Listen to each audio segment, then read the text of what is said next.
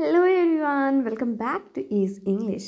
In today's video, we will learn a lot of new and interesting daily use advanced English sentences which are very useful in our day-to-day life.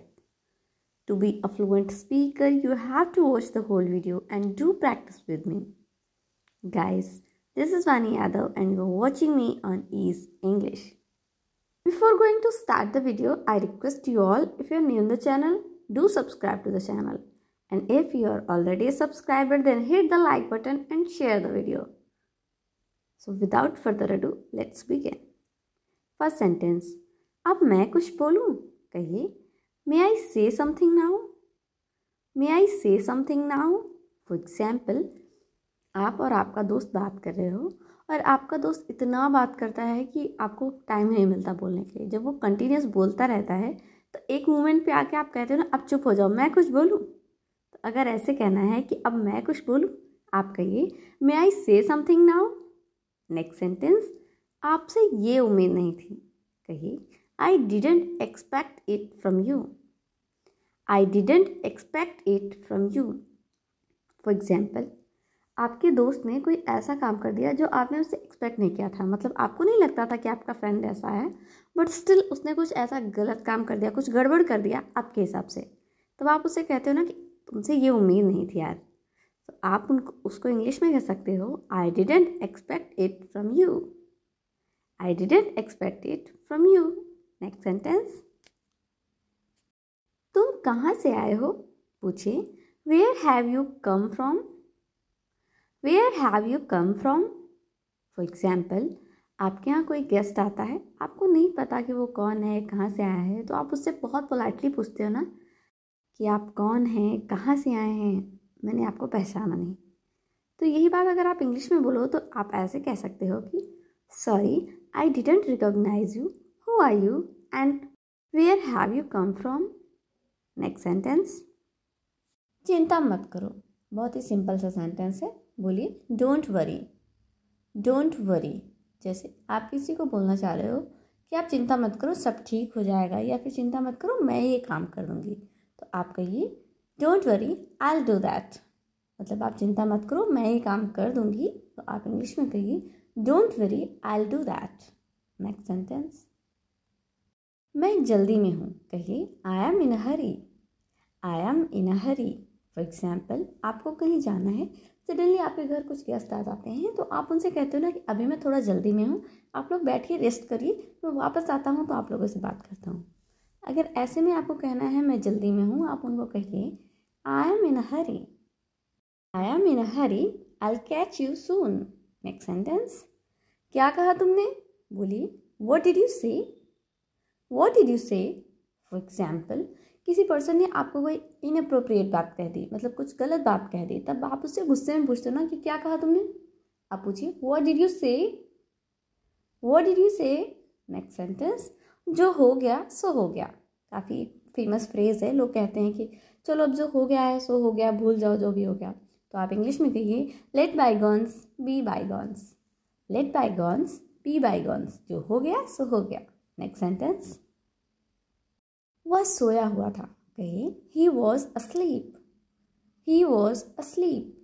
For example, आप घर से जा रहे थे, आपने देखा कि भाई सो रहा है, तो आप जब जाते हो और मम्मा मिलती है रास्ते में, तो मम्मा पूछती है ना कि भाई क्या कर रहा था, तो आप कह देते हो कि वो सोया हुआ था, इसलिए मैं चली आई. तो आप कहिए, he was asleep so I came. He was asleep. और अगर किसी को आपको ये बोलना चाह रहे हो कि वो गहरी नींद में सोया था, तब आप कह सकते हो, he was fast asleep. Next sentence. मुझे तुम पर गर्व है.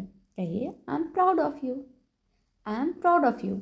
ये तो काफ़ी फेमस सेंटेंस है, लोग कहते भी हैं. जिनके बच्चे बहुत अच्छा कुछ करते हैं, तो पेरेंट्स कहते हैं अपने बच्चों से कि मुझे तुम पर गर्व है, I am proud of you.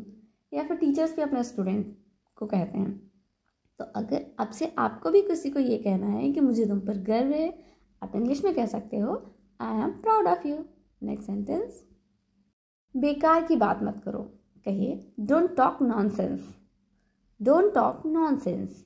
For example, आपके क्लासमेट्स हैं, सभी किसी ऐसे टॉपिक को लेके बात करें जिसमें आपका बिल्कुल इंटरेस्ट नहीं है, या फिर वो रेगुलर एक ही टॉपिक को लेके डेली बात करते हैं.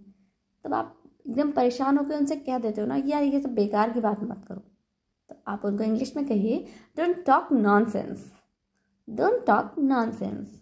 नेक्स्ट सेंटेंस, इसमें खास बात क्या है, पूछिए what's so special in it, what's so special in it.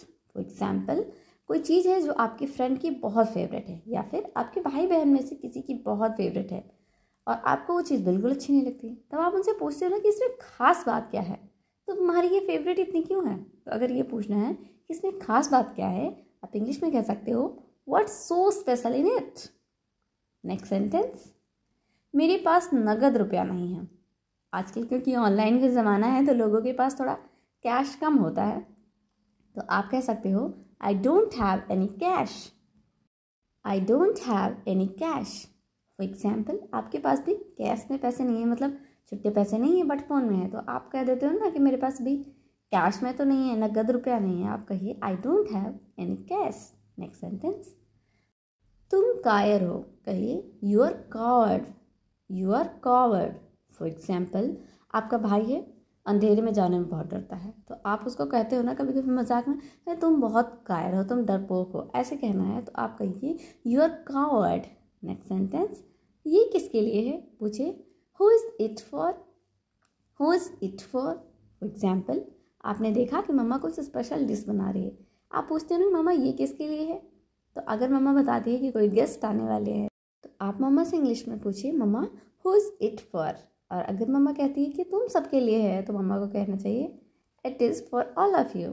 Next sentence, तुम कायर हो, तो इस बात को आप दो तरीके से कह सकते हो। अभी हमने बताया था यू आर कॉवर्ड, आप इसे ये भी कह सकते हो you are timid, you are timid.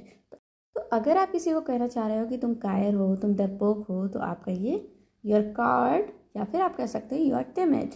Next sentence, इसमें रोने वाली क्या बात है, कहिए What's there to cry? What's there to cry?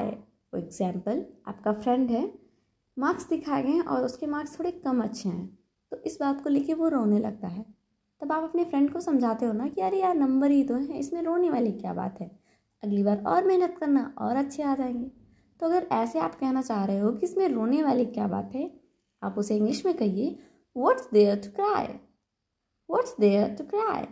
Next sentence, क्या आप मुझसे क्रोधित हैं, मीन्स टू से क्या आप मुझसे गुस्सा हैं, तो इंग्लिश में पूछिए are you angry with me, are you angry with me.